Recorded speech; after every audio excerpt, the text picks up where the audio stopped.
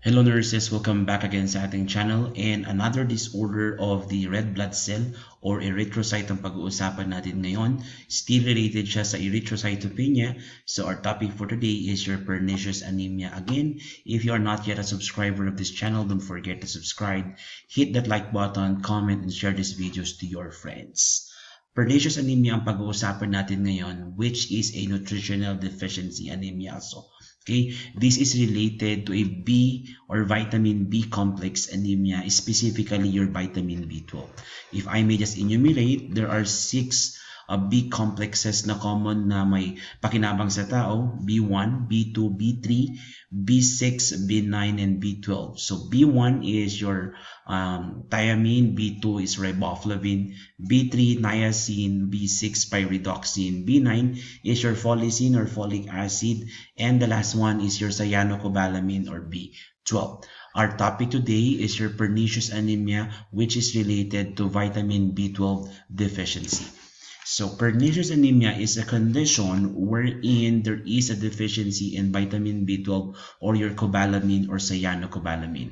And among all the types of anemia, this is the most dangerous of all chronic anemia due to deficiency of intrinsic factor leading to hypochlorhydria. Ano nangyari dito? So, intrinsic factor is something na present po sa ating gastric area or stomach, which is produced by your parietal cells. So, intrinsic factor combines itself to B12 in order for the B12 to be absorbed in the small intestine. In cases of patient with pernicious anemia, it's either hindi sila kumakain ng food na mataas sa B12 or their body doesn't have the capability to absorb B12 or your cyanocobalamin because they don't have intrinsic factor. Take note, no intrinsic factor, no B12 absorption. Therefore, magkakaroon siya ng B12 deficiency known as pernicious anemia. And this condition will also lead to hypochlorhydria, okay, or decreased hydrochloric acid in the system. So that is your pernicious anemia. Okay, now as I've mentioned, this is a vitamin B12 deficiency, can also be due to dietary problems or conditions that do not absorb vitamin B12, which is the loss of intrinsic factor to patient who have developed yung tinatawag nating autoimmune conditions. Okay, so B12, B12 part po siya ng B complex. Okay, halos kaparehas niya po si folic acid naman po, but the folic acid is more on vitamin B9 deficiency or folic acid deficiency, and we are going to discuss that on a separate video. Now, what are the predisposing factors that contributes to development of pernicious anemia? Okay, we have, of course, most of the time the exact cause is unknown, but it can be due to number one, subtotal gastrectomy. So subtotal gastrectomy is a stomach surgery wherein a portion or a part of the stomach is removed, and when that happens, one of the complication is damage to the parietal cells, which now lead to decreased production of intrinsic factor that also decreases the combination to the vitamin B12. Hindi natin na-absorb si vitamin B12. Kaya nga sabi nila, gastric surgeries, one of the most common complication of gastric surgery is your pernicious anemia because of the damage to the parietal cells of the gastric area, which will now lead to decreased intrinsic factor. Okay, another one is hereditary. If you have this condition, it might be passed on to you. Okay, inflammation disorder of the ileum. Ileum is part of the small intestine, which is the last part of the intestine. Small intestine. Again, small intestine is divided into 3 parts: duodenum, jejunum, and ileum. Ileum is the last part before your large colon. Okay, now ileum is where vitamin B12 is being absorbed after it was combined with intrinsic factor. So pwede pong magkaroon ng absorption or ng pernicious anemia or vitamin B12 deficiency if the part of the intestine that supposedly absorbing the vitamin B12 is also affected, which in this case is the ileum. Okay, autoimmune disorder that may lead to damage of parietal cells because the main source of your B12, is more typical red meats. You may exposure sa blood, you would definitely or there's a high probability of you developing pernicious anemia. Related naman yan sa dietary problem. Okay? Now, when I talk about pernicious anemia, this includes the following symptoms. Of course, since this is an anemia, you would expect that the erythrocytopenia or decreased level of RBC is still there. We have a headache, dizziness, dyspnea, palpitation, cold sensitivity, general body malaise, and pallor. All of these is due to the hypoxia effect, okay, ng decreased circulating RBC sa buong katawan. Kaya po nagkakaroon ng mga simptomas na ito. Another one is the GIT changes. Okay, what are the GIT changes that you would expect if the patient has pernicious anemia? Number one there, okay, nagkakaroon sila ng red beefy tongue. Red beefy tongue is basically a glossitis, pamamaga ng dila. So yung dila ng pasyente nagmumukhang parang karne ng baka, mamula-mula. Okay? And your red beefy tongue is the pathognomonic sign of your pernicious anemia. So whenever you hear the word red beefy tongue, you always correlate it with your pernicious anemia kasi pernicious anemia lang po ang may red beefy tongue. That's why tinawag siyang pathognomonic sign, which is a sign that indicates a specific condition, where in this case, red beefy tongue is related to pernicious anemia. So, pathognomonic sign niya po yan. Mouth sores will also be seen kasi nga may kinalaman ng B complex sa pag-maintain ng mucosal integrity, okay, including our mouth. Dyspepsia or yung indigestion, okay, since yung intrinsic factor is not combined with B12, magkakaroon tayo ng hypochlorhydria or the decreased production of hydrochloric acid. So magkakaroon tayo ng indigestion kasi kulang ang acid na magda-digest. Okay, which is known as your dyspepsia. Weight loss will also happen because this is a nutritional deficiency.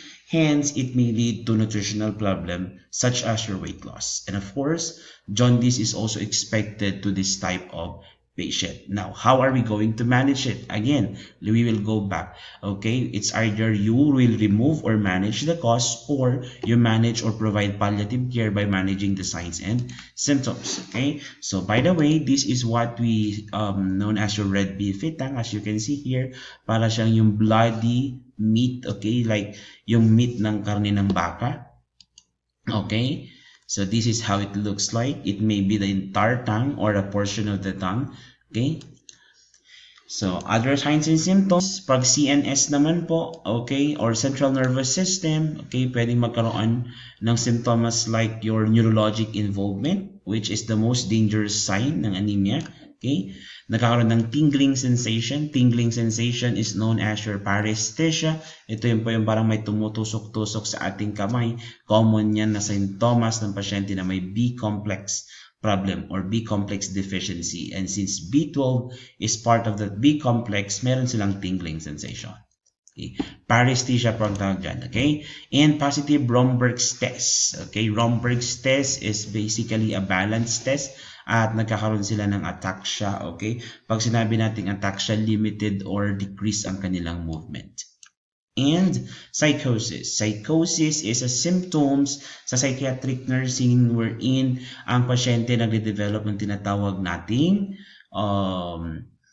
hallucinations and delusions. So, hallucinations and delusions are two separate symptoms na related sa mind ng isang tao. Okay, wherein nakakita sila, nakakarinig ng mga bagay na hindi naman talaga or non-existing, at sila po ay pwede ding mag-develop ng delusion wherein nagkakaroon sila ng over-perception of things na parang naniniwala sila si Kristo or sila pinakagwapong tao.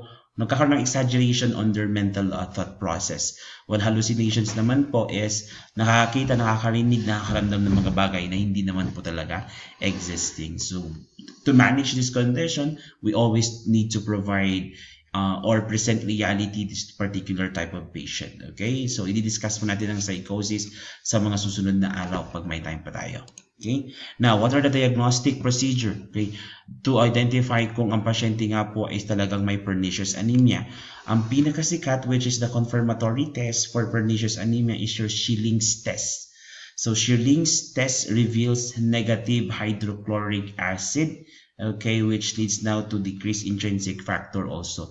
So yung Schilling's test, ang ginagawa ito by injecting B12 sa pasyente, and i-check nila yung ihi ng pasyente, okay, kung marami bang na-excrete na B12. Pag mataas ang na-excrete na B12 sa ihi, it means to say na hindi po siya na-absorb ng katawan. And that's not good kasi dapat ma-absorb po yun ng katawan.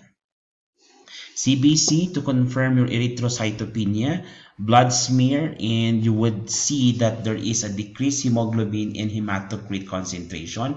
We have discussed this too sa ating anatomy and physiology of the hematologic system. Hemoglobin is the oxygen carrier of the blood. Okay, wherein dito nag-attach yung oxygen from the lungs, iikot sa buong katawan at makikipagpalit naman si oxygen kay carbon dioxide hanggang yung dugo na unoxygenated will go back to the lungs for reoxygenation. Hematocrit naman po, this is the ratio between the plasma or the fluid part of the blood versus the solid particle, which is the blood cell. Okay, the higher the hematocrit, mas nagiging malapot ang dugo kasi mataas ang concentration ng solid particle, which is the form or the blood cells.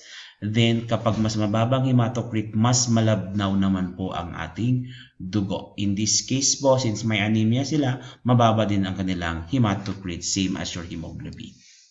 So oxygenation po talaga ang problema. So the nursing management, this is also the same management na gagamitin natin sa pasyenteng may folic acid anemia.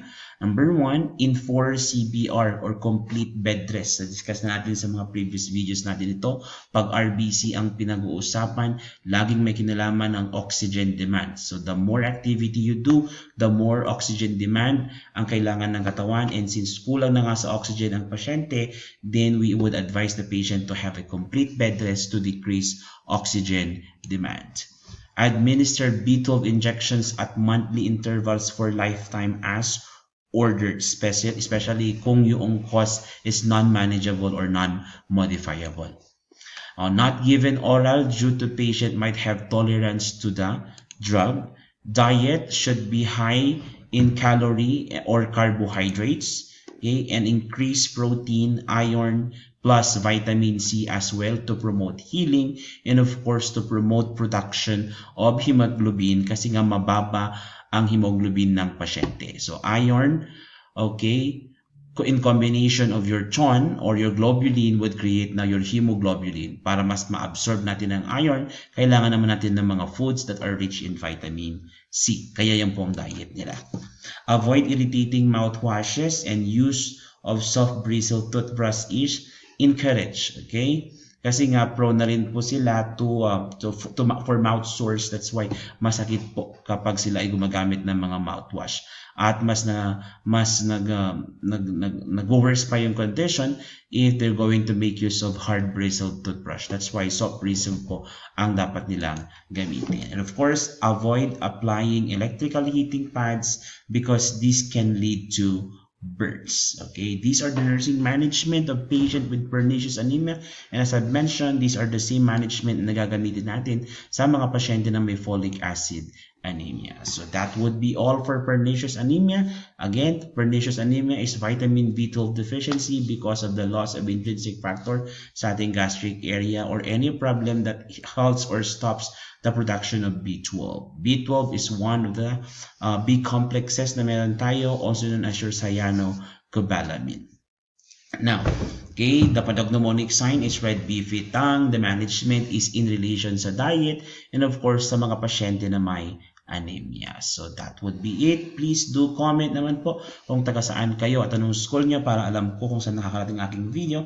Thank you for watching. Subscribe, like, and comment on this video. Share na rin sa mga kaibigan para mas marami pang makanood ng ating mga nursing concept videos. Maraming salamat po and see you on my next video.